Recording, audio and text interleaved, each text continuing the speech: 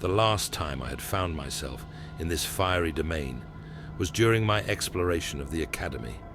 At the bottom of that dishonest institution, a hungry Iron Maiden had snatched me, and after being digested in her suffocating innards, I was unkindly exiled to this very place. And now I was back. It almost seemed as if fate wanted me to proceed deeply into this region of sulfur and air so hot that breathing felt like drinking a putrid substance. But what was that hideously large snake doing nearby? It appeared to be guarding this place, and did so with a rather crude sword. Either way, it got destroyed as the vermin that it was. This entire area struck me as outright bizarre.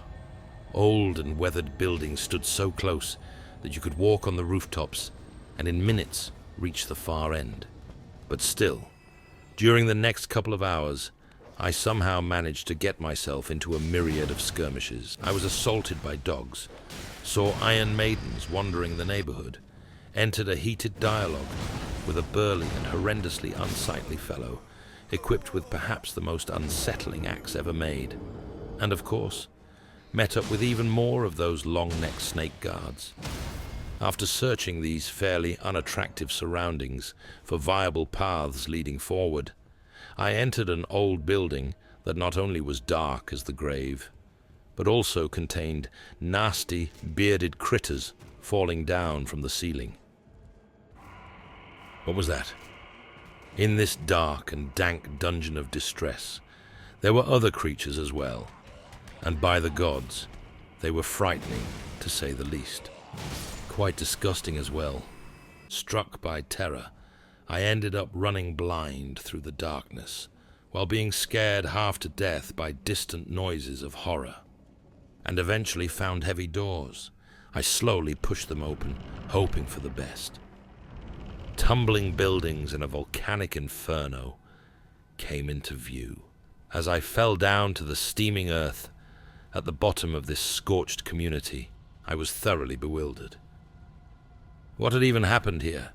One thing was sure, this entire place was plagued by godless and witless creatures, seemingly made out of lava. As I proceeded along a nearby path leading upward, I saw phantoms exhibiting a curiously careful behavior. Why the necessity for stealth here? Surely not because of this measly and slithering guard. Perhaps there was something else going on close by, and as I studied an open cage, I realized that it was a small lift. Oh dear, confined to what had most likely been a death sentence once upon a time, I was relieved when it reached its destination. Wait a moment, was that monk guarding something? Naturally, that henchman had to die, and upon delivering him from further disappointments in life, I was ready to see just what that sadly impotent warrior was supposed to protect. What were those enormous wheels for? I quickly realized that this mechanical contraption had been connected to a bridge. But obviously this ancient device had stopped working eons ago, and the bridge itself was long gone. For some reason, however, as I pushed that curious instrument, the ground beneath me rumbled, and those giant wheels began to turn once again.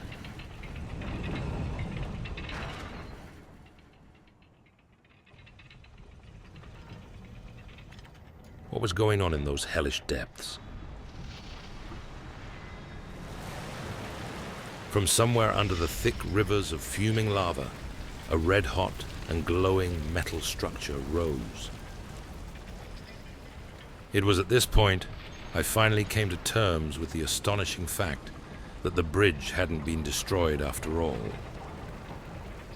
By the gods, how did the masters of old create such wonders? Thus, I ended up running onto something that, under more conventional circumstances, might as well have been a bridge over troubled waters. Finally ready to look into what that worthless guard had tried to protect, I approached what appeared to be a temple. It had a deep red hue, but unlike the alluring sensations evoked by the manor, This one felt more like a poisonous womb. As I slowly walked into this eerie site of worship, adorned with sculptures of snakes, I passed broken chandeliers, and then black flames erupted in front of me.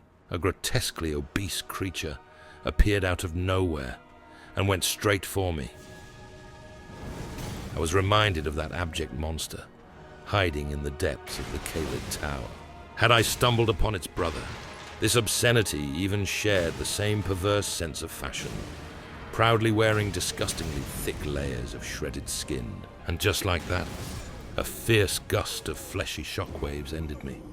This was by far the most repulsive thing I'd ever seen. Much to my dismay, I was forced to cross that bridge again and again during the next couple of hours. I learned the ways of his powerful thrust, which for some reason reached from one end of the temple to the other. He was especially fond of rapid thrusts, which darted out from that obscene body with unreal speed. And of course the monstrosity made especially nasty jumps, making the entire manor rumble beneath his quivering mountain of flesh. Oh dear God. That did it. I wasn't going to allow this diseased lump of a fleshy skin lover to keep ruining my very existence any longer. Why had I even insisted on wearing my old gear? Obviously, the lady of this manor was a cruel mistress, not to be trusted, and the entire notion of a family of champions had turned out to be a sick joke. I changed into the fine set of armor I had bought from those husky grannies at the Round Table Hold, and decided to try out that enormous great hammer shaped like a star. Hungry for retribution, I now invoked the gravity-defying powers of a recently deceased general and headed into my final encounter with that bloated fortress of flesh. The weapon worked like a charm, and that great star in my hand tore into this fiend. But it also seemed to rejuvenate me at the same time. Once again, ready to use his immense body as a deadly weapon, I stopped him cold and thoroughly enjoyed seeing how this vile villain left himself open to even more of my delightful attacks. Barely avoiding his vulgar explosion of corporal energy, I was thrown to the ground as he came down with the weight of an entire village. But none of this changed anything, because my will was unbreakable, and only seconds after giving him his last rites, I obliterated the Abomination. In the wake of his death, I was given his piercing nightmare of a weapon, and somehow acquired knowledge of that dark incantation used by him. Having bested what surely had been the lord of this degenerate family of champions, I felt worn down and relieved as I approached the altar. He was dust now, and the manor, which had succumbed to visions of make-believe snake lords, could slowly begin its journey back to sanity.